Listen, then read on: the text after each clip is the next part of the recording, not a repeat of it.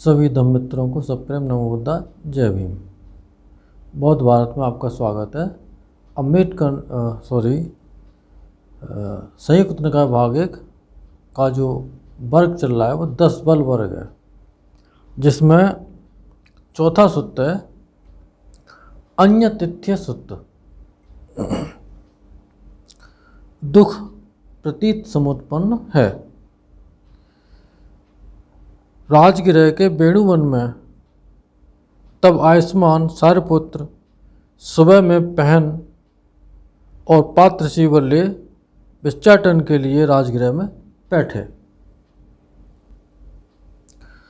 तब आयुष्मान सारपुत्र के मन में ऐसा हुआ कि अभी राजगृह में भिक्षाटन करने के लिए कुछ सवेरा है, तो मैं चलूं जहाँ अन्य तैर्थिक परिव्राजकों का आराम है, जहाँ वो दूसरे मतों को मानने वाले जो सन्यासी थे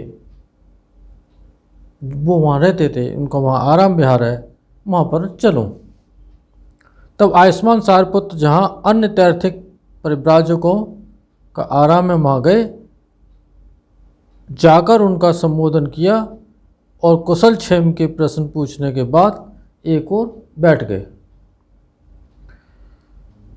कुछ श्रमण और ब्राह्मण कर्मवादी हैं जो दुख को अपना स्वयं का किया हुआ बताते हैं। अब उस सारपुत्र ऐसे भी कुछ श्रमण और ब्राह्मण कर्मवादी हैं जो दुख को दूसरों को किया हुआ बताते हैं।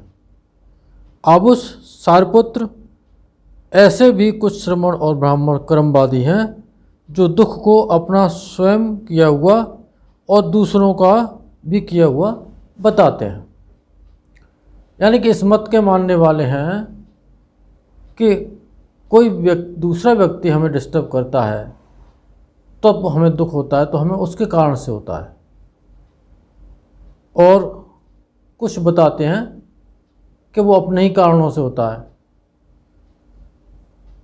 तो इस तरह का जो भ्रांति चल रही थी दुख को लेकर के कि दुख किस किस के कारण से होता है, कैसे होता है, वही चर्चा उन्होंने और भदंत सारपुत्र के सामने रख दी।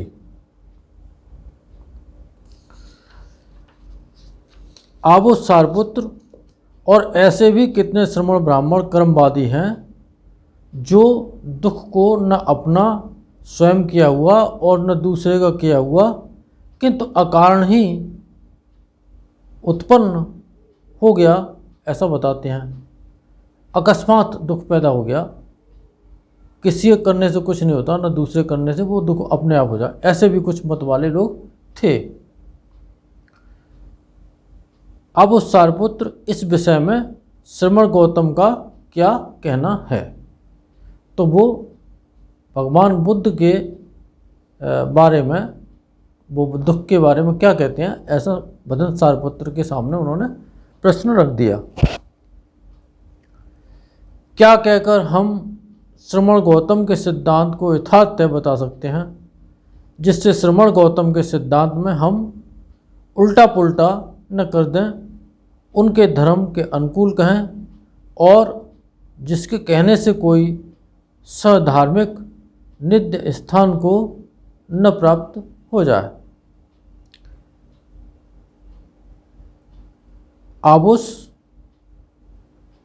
भदंत सारपुत्र कह रहे हैं,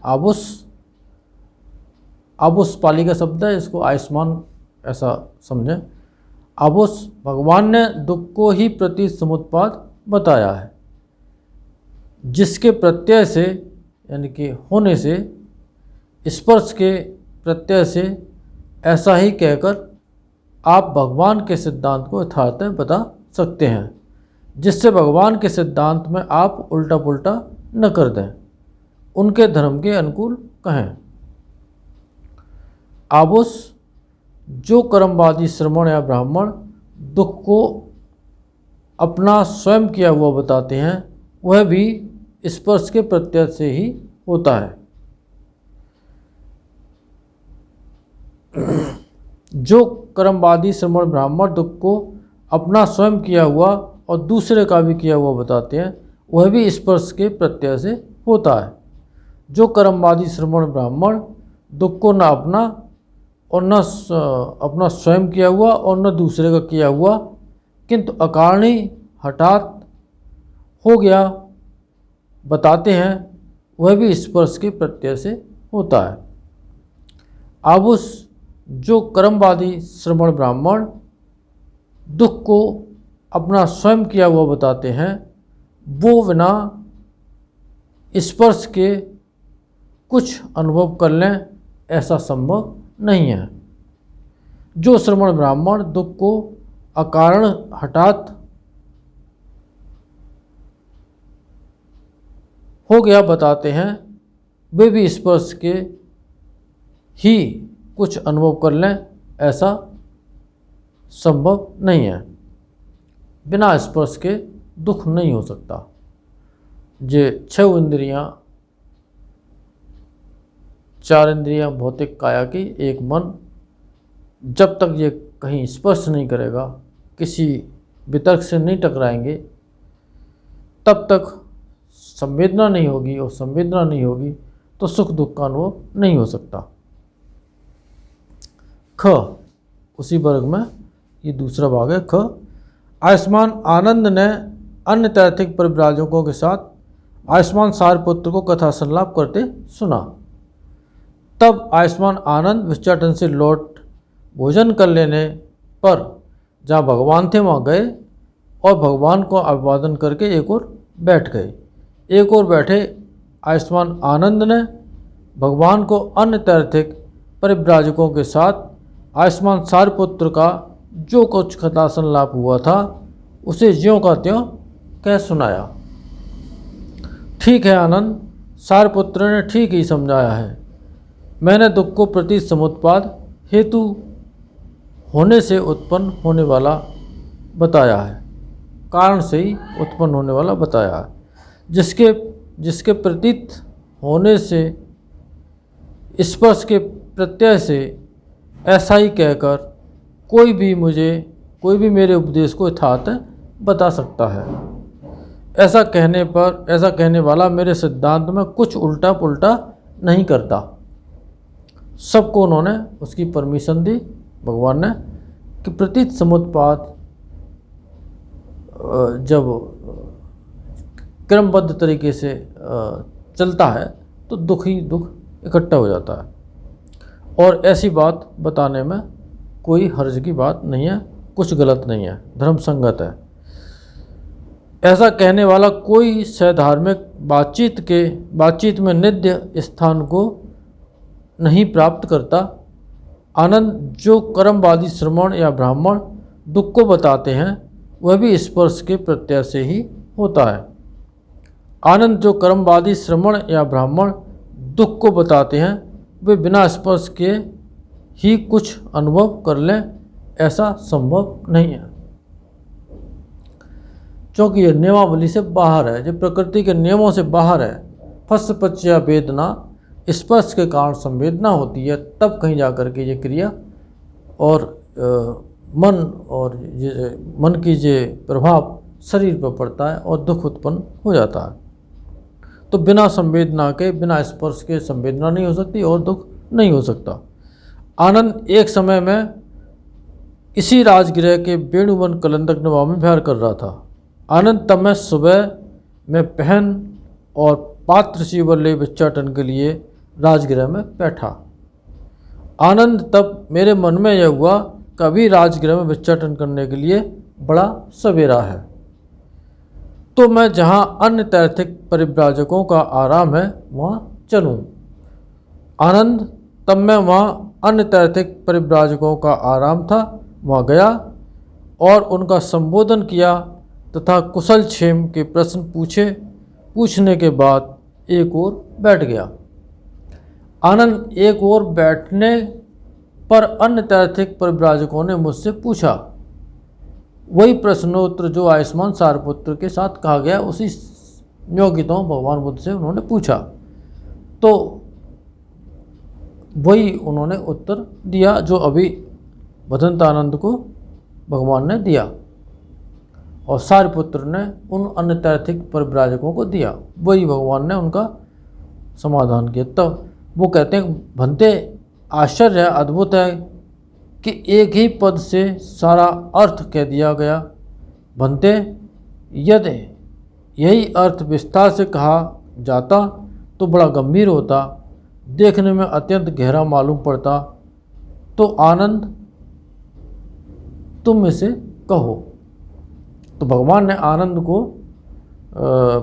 आज्ञा दी कि तुम इसे कहो। ग भंते यदि मुझसे कोई पूछे आप उस आनंद जरा मरण का निदान क्या है। जब भगवान ने कहा कि तुम इसका उत्तर दो, तब आनंद भगवान को संबोधित करते हुए कहते हैं भंते यदि मुझसे कोई पूछे आप उस आनंद जरा मरण का निदान क्या है। यानी कि जन्म और मृत्यु की दवा क्या है, कैसे उससे छुटकारा पाया जाए, वो निदान।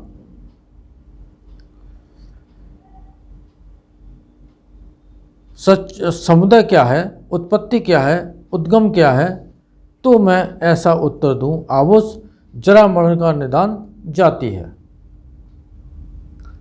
क्योंकि जन्म के कारण ही जरा मरण होता है, और जब जाति नहीं होगी, जन्म नहीं होगा, तो जरा मरण नहीं होगा। आगे कहते हैं कि समुदय जाति है, उत्पत्ति जाति है, उद्गम जाति है।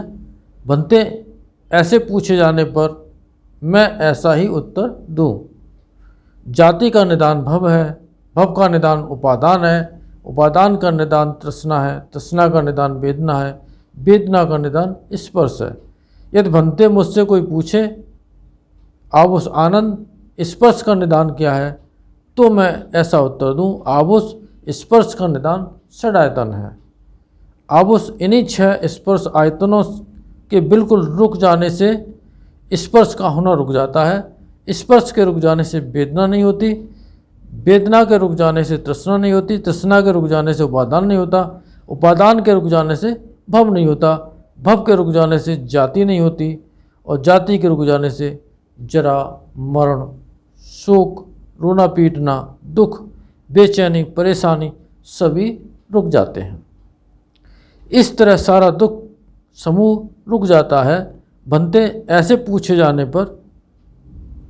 जाने से मैं ऐसा उत्तर दूं। 5वां सूत्र है भूमिज सूत्र। सुख दुख सहेतुक हैं। श्रावस्ती में अब इसमें का दिया हुआ है। तब आयुष्मान भूमिज संध्या समय ध्यान से उठ जहाँ आयुष्मान सारपुत्र थे वहाँ गए और कुशल क्षेम के प्रश्न पूछ एक ओर बैठ गए। एक ओर बैठ आयुष्मान भूमिज आयुष्मान सारपुत्र से बोले आप उस सारपुत्र कुछ श्रमण और ब्राह्मण कर्मवादी हैं जो सुख दुख को अपना स्वयं किया हुआ बताते हैं, मानते हैं, और सुख दुख को दूसरे का किया हुआ मानते हैं। जो सुख दुख को अपना स्वयं किया हुआ मानते हैं और दूसरे का किया हुआ मानते हैं। जो सुख दुख को अकारण हठात उत्पन्न हो गया ऐसा मानते हैं। सारपुत्र आप उस सारपुत्र इस विषय में भगवान का क्या कहना है, क्या कहकर हम भगवान के सिद्धांत का यथार्थवत बता सकते हैं, जिससे हम भगवान के सिद्धांत में कुछ उल्टा पुल्टा न कर दें, उनके धर्म के अनुकूल कहें और जिसके कहने से धार्मिक बातचीत के नित्य स्थान को न प्राप्त हो जाए।